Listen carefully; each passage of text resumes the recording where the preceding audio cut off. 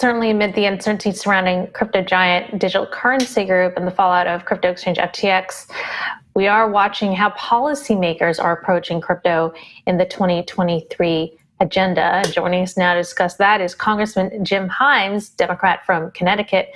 Congressman, thanks for joining us this morning.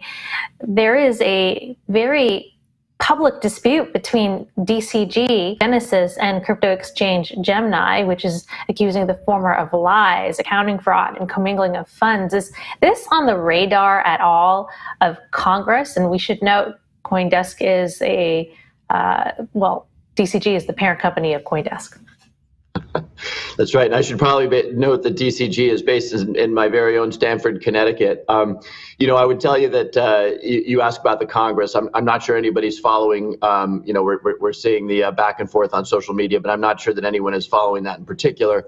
But it does point to a larger issue, and we can get into the different lanes that are being explored here in the Congress around crypto and crypto regulation. But I will tell you that even my colleagues who are less perhaps plugged into the crypto asset world look at a Coinbase, for example, and $100 million judgment against Coinbase, or I guess it was a settlement against Coinbase. One of the folks that we think of as really, blue ribbon in terms of what we had believed were compliance and governance, et cetera. Binance remains extremely opaque. And so, none of us have any confidence really that there aren't other FTXs brewing out there. What happens within the digital currency group and their lending operations is, I think, still very much up in the air. But another disaster obviously would simply add fuel to the fire in this building to move forward with some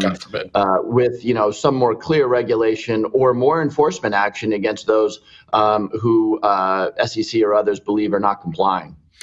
Congressman Himes, welcome back. We had an issue, of course. FTX gave a lot of money, not just to Democrats, but also to the Republican leadership. And they were members of the executive team or if you can call it that, at FTX, who also gave to Kevin McCarthy's PAC and to the tune of, 7 figures. And we have, obviously, Bankman-Fried was a big donor to the Democratic Party, so it seemed as if this is an entity that had that was sloshing money around both left and right, so to speak, literally.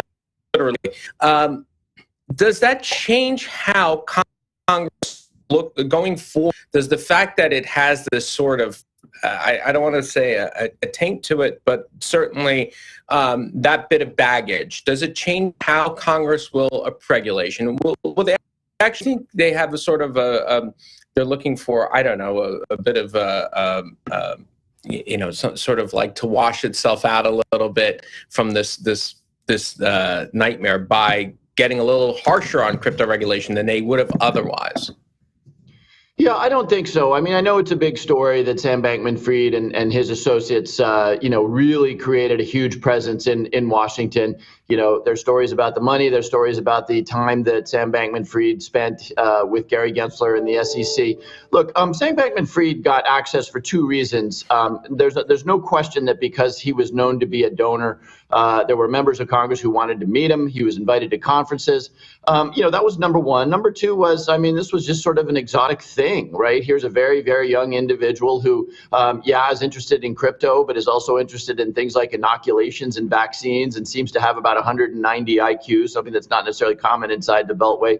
And so there were a lot of things that, and obviously he had a real intention around spending time in DC. So, but the idea that just because he gave a lot of money, that somehow either slowed or quickened the pace of regulation. Look, the reality is that more than half of my colleagues around here, if you asked them what a crypto asset was, they wouldn't have an answer for you. So, and I've known Gary Gensler for decades, and I can tell you that there's no chance that Gary Gensler, time spent with Sam Bankman-Fried, was going to influence his decisions at the SEC. So, look, I know it's a story, but the idea that in an institution like mine, where people are still coming up to speed on blockchain, on crypto assets, that somehow Sam Bankman-Fried's money was dramatically altering the pace of regulation is just not right.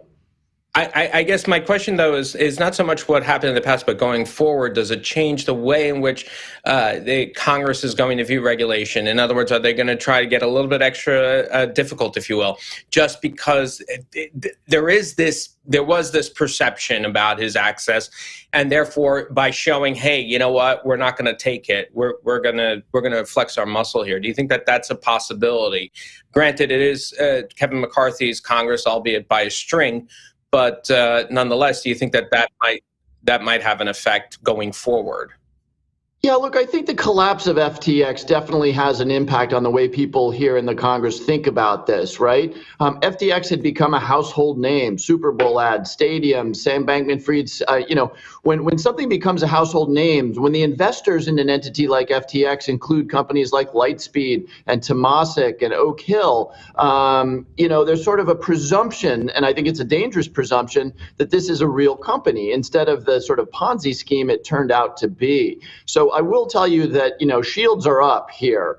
The industry, broadly speaking, and the players in the industry no longer have the benefit of the doubt. And as I said, I'm not sure that my colleagues would have cast quite as skeptical an eye on companies like Binance or others prior to the complete implosion of FTX. So how that's going to play out in regulation, look, I think this Congress is going to move forward with the stablecoin regulation that we almost got done in the last Congress. Great bipartisan work between Patrick McHenry and Maxine Waters on the Financial Services Committee. I think that could get done in the Congress. We're sort of in a vapor lock around this issue of the registration of entities, exchanges, et cetera, with Gary Gensler at the SEC saying, I don't need more statute. I've got all the law I need. What I need is for people to comply. And of course, many people saying, well, we don't agree with that, and so we're not going to comply. So that suggests that we're going to need to figure out whether additional statute is necessary, and Gary Gensler is wrong, or whether Gary Gensler just needs to do a lot more enforcement to get people to see,